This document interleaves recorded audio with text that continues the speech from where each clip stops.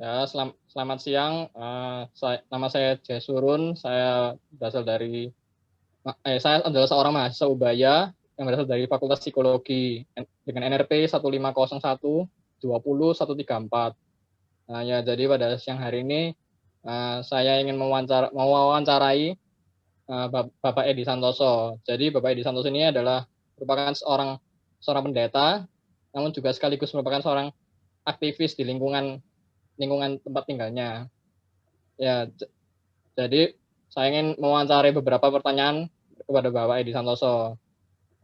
Yang pertama, menurut Bapak, bagaimanakah dampak yang ditimbulkan akibat wabah COVID ini? Jadi mungkin bisa dijelaskan dampaknya terhadap kehidupan secara umum maupun secara khususnya. Ya, jadi COVID-19 yang sudah berlangsung selama hampir 7 bulan ini dampaknya sangat luar biasa, tidak saja dirasakan oleh masyarakat di Indonesia, tetapi juga di seluruh dunia. Nah, khususnya kalau di kota Surabaya, kota di mana kita tinggal, atau di Kecamatan Rungkut lebih khusus lagi, maka memang kita melihat bahwa pada 3-4 bulan pertama ekonomi sangat-sangat berat sekali, kegiatan sosial warga masyarakat juga sangat-sangat terbatas, tetapi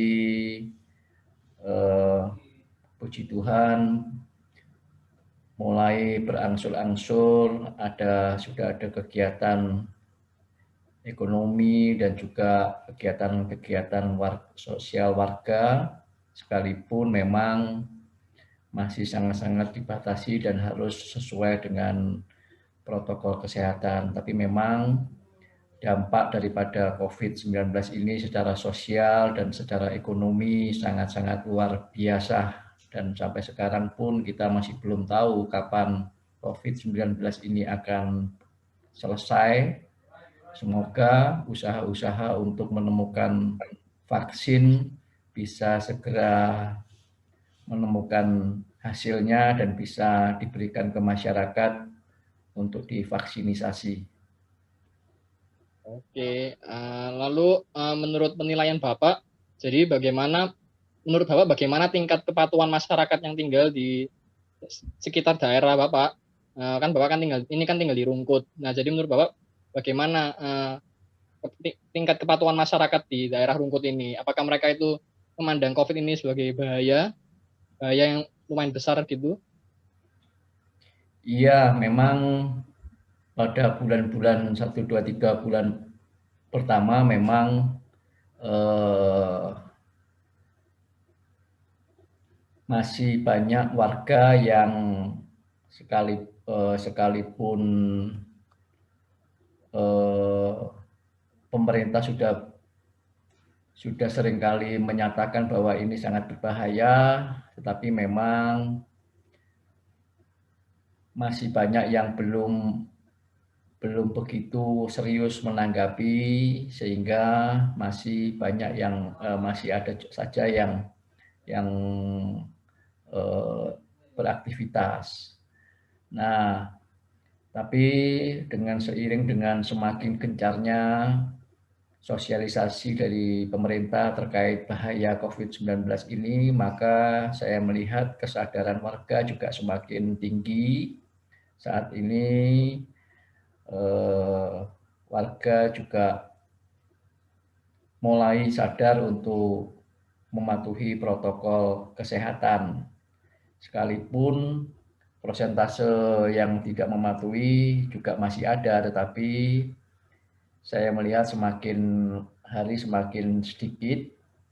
Ini juga tidak lepas daripada upaya pemerintah Kota Surabaya, khususnya Kecamatan Rungkut juga, untuk menerapkan peraturan-peraturan terkait mengenai COVID-19 bagi warga yang tidak mematuhi protokol kesehatan, khususnya menggunakan masker. Jadi memang tingkat kepatuhannya memang belum sampai saya lihat belum sampai 90%, tapi paling tidak sudah secara lumayan lah ya. persentase sudah cukup bagus, sudah bisa 75-80%.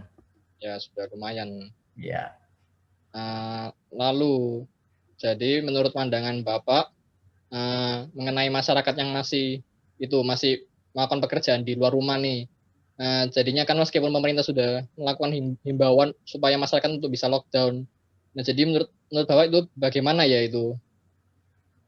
Oh ya, memang bagaimanapun ada juga warga yang karena karena desakan kebutuhan ekonomi, ya tidak bisa juga kita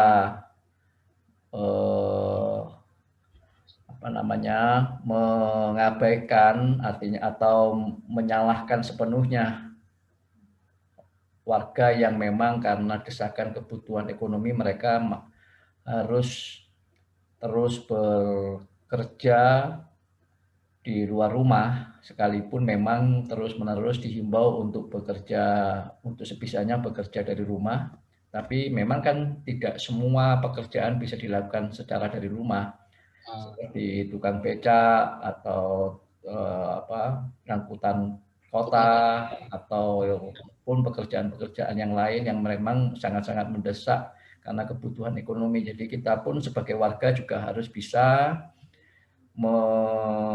menerima dan artinya bisa bertoleransi dengan mereka, karena memang mereka sangat-sangat tentu mereka melakukan semuanya itu karena kebutuhan ekonomi yang harus dipenuhi.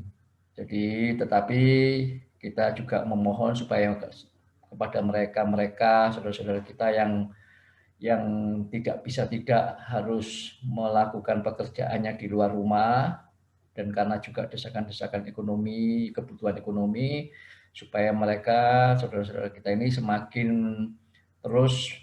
meningkatkan kepatuhannya terhadap protokol kesehatan yang ditetapkan oleh pemerintah, supaya sekalipun mereka bekerja di luar, mereka tidak menjadi pembawa penularan COVID-19 ke yang lain-lain sih. Jadi diupayakan supaya seminimal mungkin dengan protokol mereka melakukan protokol kesehatan agar dapat tetap bisa mempercepat memutus rantai penularan COVID-19 ini. Ya, itu memang kita harus bertoleransi terhadap mereka, bahkan kita perlu juga untuk bisa peduli karena memang mereka sangat-sangat membutuhkan pekerjaan karena kebutuhan ekonomi. Demikian. Oh, oke. Kalau gitu, terima kasih ya Pak sudah mau meluangkan waktunya untuk wawancara ini. Ya, jadi sekian, terima kasih Pak. Terima kasih.